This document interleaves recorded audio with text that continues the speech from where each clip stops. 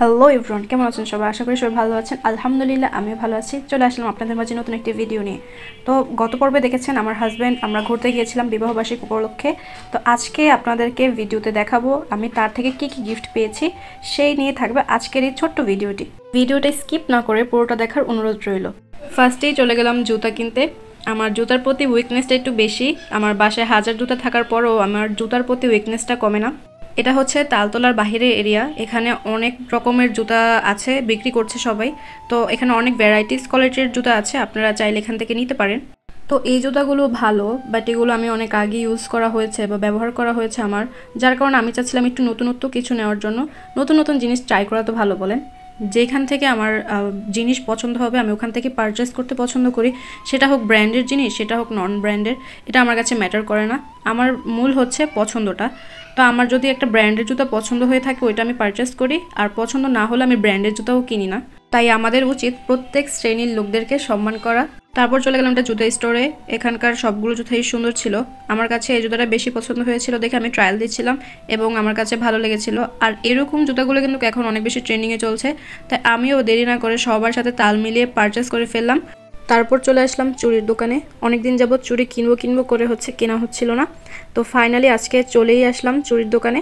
আর এটার লোকেশন হলো তালতলার পিছনের দিকে একটু হাঁটলেই একটা বড় সাইনবোর্ডে লেখা আছে কাচের চুড়ি।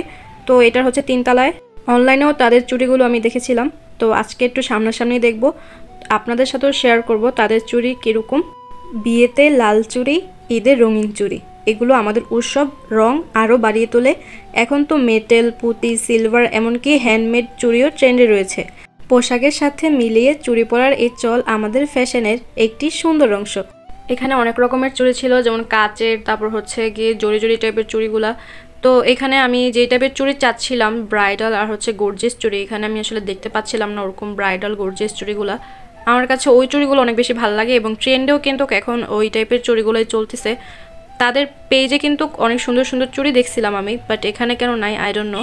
তো আপনারা চাইলে এখানে আসতে পারেন, এখানে অনেক সুন্দর সুন্দর চুড়ি আছে। যারা এই টাইপের চুড়িগুলো পছন্দ করে তাদের জন্য আমি এটা সাজেস্ট করব কাঁচা চুড়িতে আসার জন্য, বিকজ এখানে অনেক রকমের চুড়ি আছে এবং চুড়ির সাথে আপনারা ম্যাচিং করে শাড়িও নিতে পারবেন। শাড়িগুলো মোটামুটি সুন্দর আছে। এখানে শাড়ি চুড়ির কম্বো আছে অনেক, চাইলে ওগুলো আপনারা নিতে পারেন। আর এখানে কাস্টমাইজ করে চুড়িও বিক্রি করা হয়, যারা এরকম চুড়ি ভালো লাগে না কাস্টমাইজ করে নিতে পারেন। তো যাই হোক, আজকে তো আমার চুড়ি কেনা হলো না। আমার হাজব্যান্ড আজকে বেঁচে গিয়েছে, কারণ আমি আজকে বলছিলাম যে অনেকগুলো চুড়ি কিনবো, আমার ড্রেস যতগুলো আছে ওগুলোর সাথে প্রত্যেকটার সাথে ম্যাচিং করে চুড়ি কিনবো, কিন্তু আমার মন মতো তো পাচ্ছিলাম না। অন্য আরেকদিন চুড়ি কিনবো ইনশাল্লাহ। তো খুশি খুশি মন নিয়ে বাসায় এসে দেখি অনলাইন প্ল্যাটফর্মে এরকম জুতা ভরে গেছে এবং সবাই এটাকে ছাপড়ি বানিয়ে ফেলছে, বিকজ এটা সবাই ইউজ করতেছিল। তো ডাজেন্ট ম্যাটার, আমার পছন্দটা আগে। আমার জুতাটা পছন্দ হয়েছে, এখন ছাপড়ি হলো বা আমার কোনো কিছু করার নাই, আমি জুতাটা ইউজ করবোই। আর এই মোমেন্টের জন্য হচ্ছে কি আমি একদমই প্রস্তুত ছিলাম না, একদম সারপ্রাইজড হয়ে গিয়েছিলাম বাসায় গিয়ে। একটা স্পেশাল একটা ইয়ে আছে। স্পেশাল শব্দ কিনেই দিলেন, আর লাগবো? কি এটার মধ্যে? তোমার এই উপহার আমার জন্য অনেক মূল্যবান। আল্লাহর কাছে হাজার হাজার শুকরিয়া জানাচ্ছি এরকম একজন সাপোর্টিভ এবং দায়িত্বশীল একজন জীবনসঙ্গী পেয়ে। আল্লাহর কাছে শুকরিয়া যাপন করে বলছি আলহামদুলিল্লাহ। সবাই আমাদের জন্য দোয়া করবেন, সে যাতে সবসময় আমাকে এরকম ভালোবেসে যায় এবং আমি যাতে তার ভালোবাসার মূল্যটা দিতে পারি।